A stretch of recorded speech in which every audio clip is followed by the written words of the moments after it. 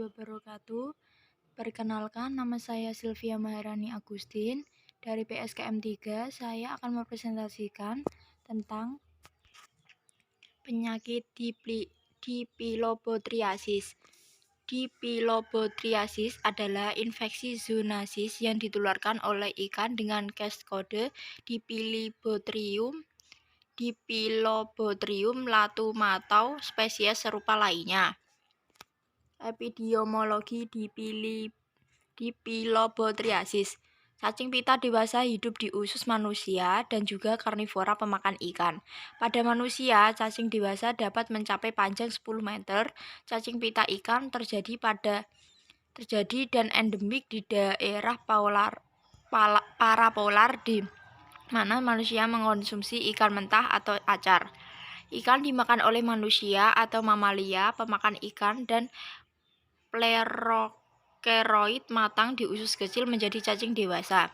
Jika ikan dimakan oleh ikan predator lainnya, Plerokeroid tetap berada di otot ikan predator yang hanya bertindak sebagai inang pembawa. Sebagai cacing pita, ia tumbuh sekitar 5 cm per hari, melepas hingga 1 juta telur per hari, dan dapat bertahan selama 10 tahun. Produksi telurnya tinggi sehingga badan air dapat terkonsumsi dengan sangat cepat. Selain manusia, anjing dan kucing juga bisa terinfeksi. Gejala dipilobotriasis sering tidak hadir atau nyata sebagai sensasi ringan ketidakselesaan perut. Walau bagaimanapun, dalam mana kursus klinikal pelepas serpihan besar helmin dengan najis diperhatikan. Apabila manifest semasa percobaan terdapat apa-apa gejala dipilobotriasis, kesakitan perut, kekejangan dalam alam semua jadi dari semasa ke memperoleh masa, loya, hypersalivation, selera makan kadang-kadang meningkat, tetapi terdapat penurunan berat badan dan penurunan prestasi. Dengan perkembangan anemia, kelebihan pening, penderita lebih ketara. Manifestasi awal anemia adalah glositis, disertai dengan pembakaran lidah. Pada masa akan datang, mungkin ada kesakitan apabila makan disebabkan oleh penyebaran perubahan radang dan distropik dalam gusi, membran mukus pada pipi, palate, parin, dan esofagus. Pengobatan infeksi cacing adalah farmakologis, melibatkan salah satu agen berikut: praziquantel atau obat pilihan 5-10 mg atau kg oral dalam dosis tunggal, diminum dengan cairan selama makan, dan niclosamid atau alternatif yang dapat diterima.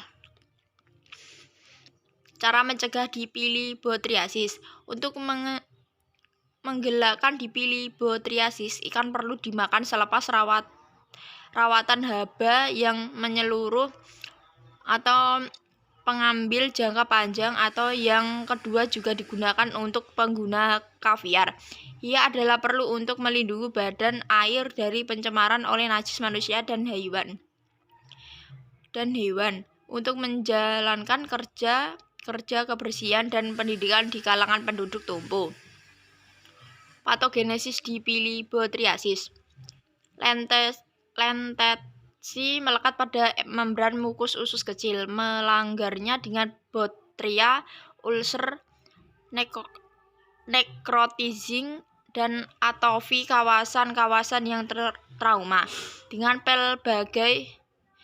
berbagai percobaan, helmin boleh menyebabkan halangan usus, fenomena eosinophilia, dan kataral dalam membran mukus. Dalam tempo awal penyakit disebabkan oleh pemekaan organisme